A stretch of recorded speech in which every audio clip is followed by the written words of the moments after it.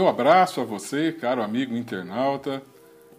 O meu agradecimento por mais uma vez você estar aqui acessando o nosso vídeo, que você também pode acessar pelo site da Editora Chico Xavier, que é o www.editorachicoxavier.com.br. Hoje nós vamos falar sobre um tema, uma frase muito conhecida, que é o "Conhece-te a ti mesmo". Esta frase, nós sabemos, está lá na introdução do Evangelho segundo o Espiritismo. Ela foi encontrada, escrita, no portal de um templo em Delfos, por Sócrates, o grande pensador, o grande filósofo.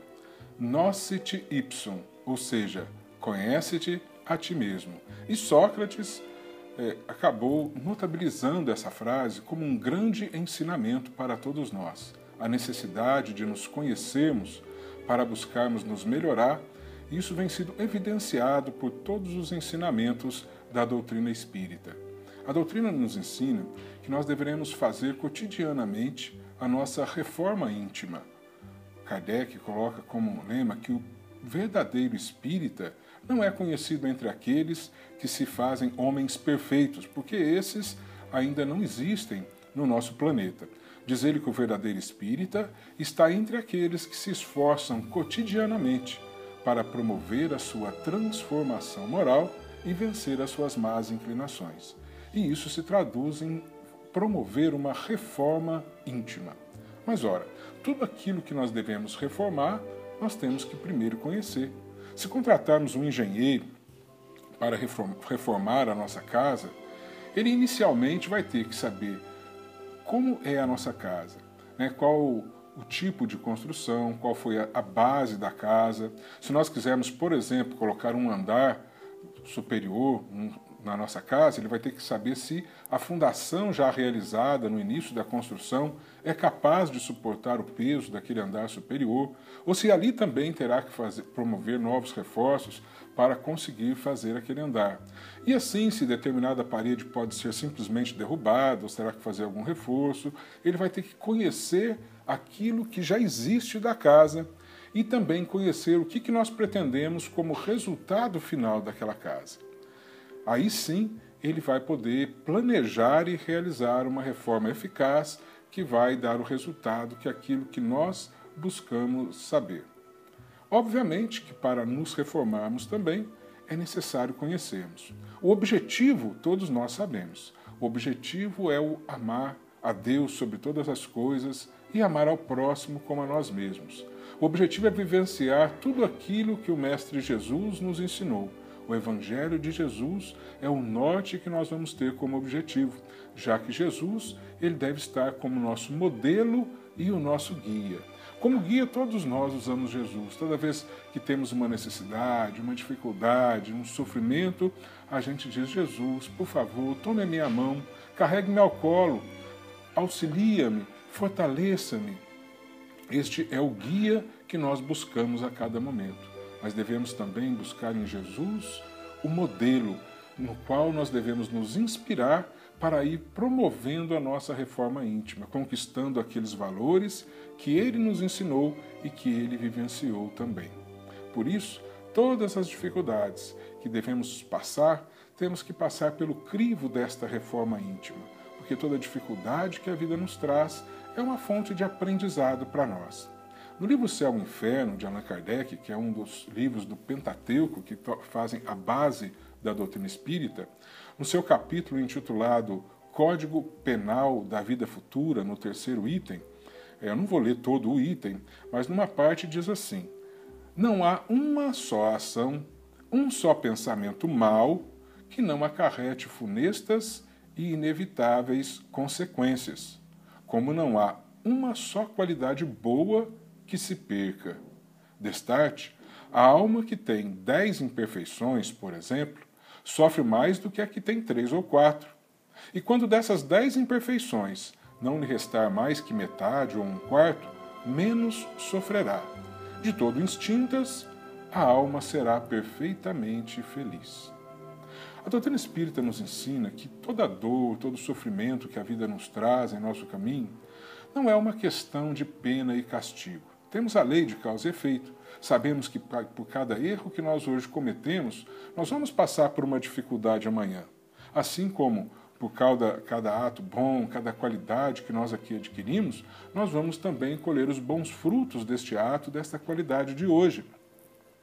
Mas não é uma questão de pena e de castigo em razão do crime que nós cometemos ou do pecado que nós cometemos. A lei de causa e efeito, ela nos traz uma nova noção.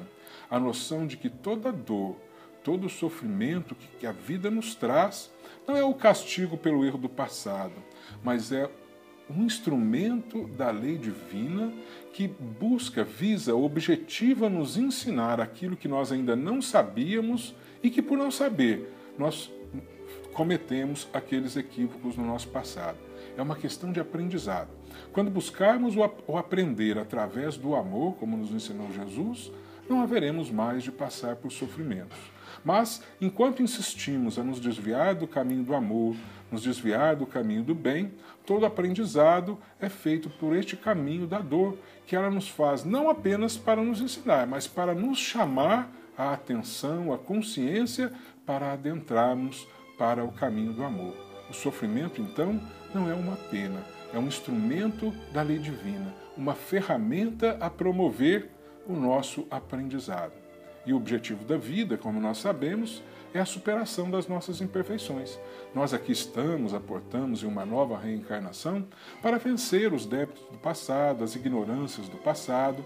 Então, todo aprendizado dentro do bem, dentro dos ensinamentos de Jesus, dentro da nossa profissão, da convivência social, tudo aquilo que nós podemos somar de aprendizado dentro do bom caminho será fruto de crescimento para nós mesmos. Assim como todo equívoco, principalmente aqueles deliberados, em que deliberadamente nós prejudicamos o próximo, prejudicamos aquele que convive conosco, ou até nos omitimos diante de determinada situação, levando prejuízo não só ao próximo, mas como a nós mesmos, isso é algo que nós vamos ter que aprender para superar. E esse aprendizado, naturalmente, deveria se efetivar pelo caminho do amor.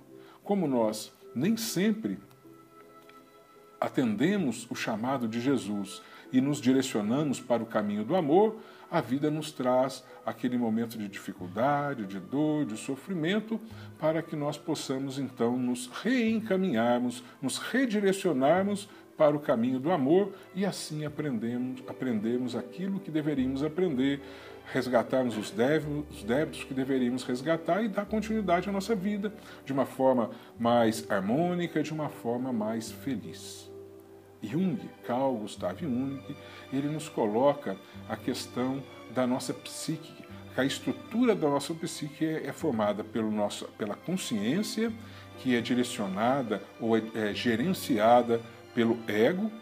Na consciência está tudo aquilo que nós conhecemos desta existência, desde o nosso nascimento, todas as informações, algumas que nós repelimos por questões que nos foram colocadas que são equivocadas ou que nós não queremos saber, não prestamos atenção, por alguma questão qualquer nós vamos deixando de lado, elas vão para o nosso inconsciente pessoal, que está ali mais próximo a nós, mais próximo de nós buscarmos essas informações diante de uma necessidade. Mas temos o inconsciente coletivo, ou aquele inconsciente mais profundo, onde estão todas as informações de aprendizado e de crescimento e também todas as nossas dificuldades, débitos adquiridos em existências passadas, que não estão hoje no nível de acesso mais fácil à nossa memória, em razão do esquecimento pela nossa reencarnação. E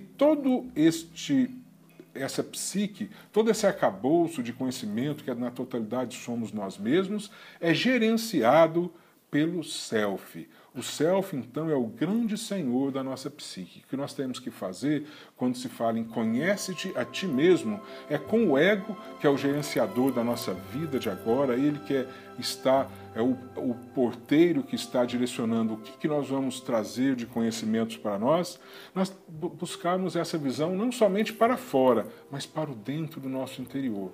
É promovermos um mergulho com o ego para dentro de nós mesmos para buscar no self tudo aquilo que nós necessitamos em termos de conhecimentos, não só de conhecimentos de informações, mas principalmente de conhecimentos em termos de sentimentos, de emoções que vão poder promover a nossa evolução moral e espiritual.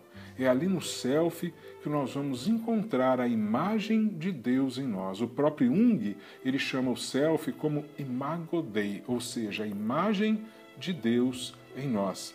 Isso que já está lá no Antigo Testamento, quando fala o homem foi criado à imagem e semelhança de Deus. É isso que Jesus nos fala quando ele disse: vós sois deuses, vão poder fazer tudo o que eu faço e muito mais.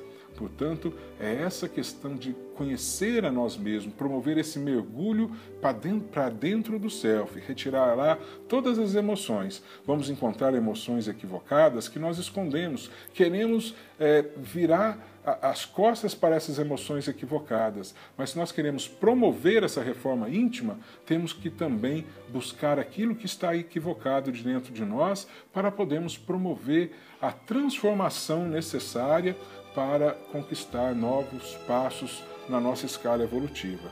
Mas também vamos buscar lá dentro de nós as informações dos nossos aprendizados do passado. Porque se temos equívocos no passado, temos também muita fonte de aprendizados pelas experiências que nós já tivemos oportunidade de vivenciar. Por isso, no Livro dos Espíritos, na questão 621, Kardec indaga o seguinte: onde está escrita a lei de Deus? E os Espíritos nos respondem: na consciência, está ali no self a lei de Deus. É nesse mergulho anterior que nós vamos buscar ali todo o ensinamento da lei divina que vai promover a nossa evolução moral e espiritual.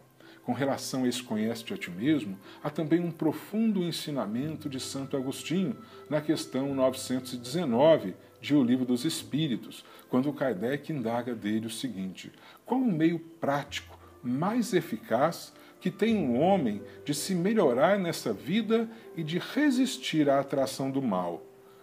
Aí os Espíritos responderam o seguinte: um sábio da antiguidade vô-lo disse, conhece-te a ti mesmo, referindo-se a Sócrates e à célebre frase que iniciou o nosso estudo de hoje. Mas aí Kardec ainda indaga o seguinte dos Espíritos. Ele diz o seguinte: conhecemos toda a sabedoria desta máxima, porém, a dificuldade está precisamente em cada um conhecer-se a si mesmo. Qual o meio de consegui-lo?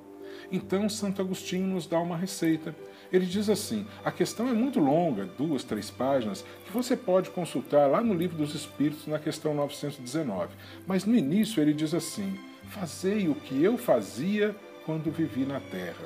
Ao fim do dia, interrogava a minha consciência, passava revista ao que fizera e perguntava a mim mesmo se não faltara a algum dever, se ninguém tivera motivo para de mim se queixar. Foi assim que cheguei a me conhecer e a ver que em mim precisava de reforma. Então é essa reflexão cotidiana, no final de cada dia: o que é que hoje eu fiz de bom? O que eu fiz na convivência com as pessoas? Será que eu atendi às necessidades daqueles que a mim recorreram neste dia? Será que eu fiz todo o bem que poderia ter feito? Será que alguém está indo para o leito com razão suficiente para reclamar da minha conduta nesse dia? Onde é que eu poderia ter agido melhor, ter dado uma resposta melhor à situação que a vida me trouxe hoje? São indagações que devemos fazer a nós mesmos, buscando do nosso âmago, do nosso interior, as mais sinceras respostas, para que nós possamos, então, fazer um planejamento para o dia seguinte. Ora, se hoje eu me equivoquei nesta questão, amanhã, se a vida me trouxer questão semelhante, eu já não vou mais equivocar, porque eu vou agir desta e desta forma. Vamos já planejar como será a nossa reação, a nossa atitude diante da situação que a vida nos trouxer. Isto é racionalizar o nosso aprendizado. Vamos buscar na oração a fonte necessária de inspiração para que possamos ir assim modificando as condutas que nós identificamos em nós como condutas equivocadas, mas também os pensamentos equivocados, mas também os sentimentos equivocados, e vamos então promovendo esse esforço cotidiano ao qual nos convidou Kardec para promover a nossa transformação moral e vencer as nossas más inclinações. É a vivência do alto amor.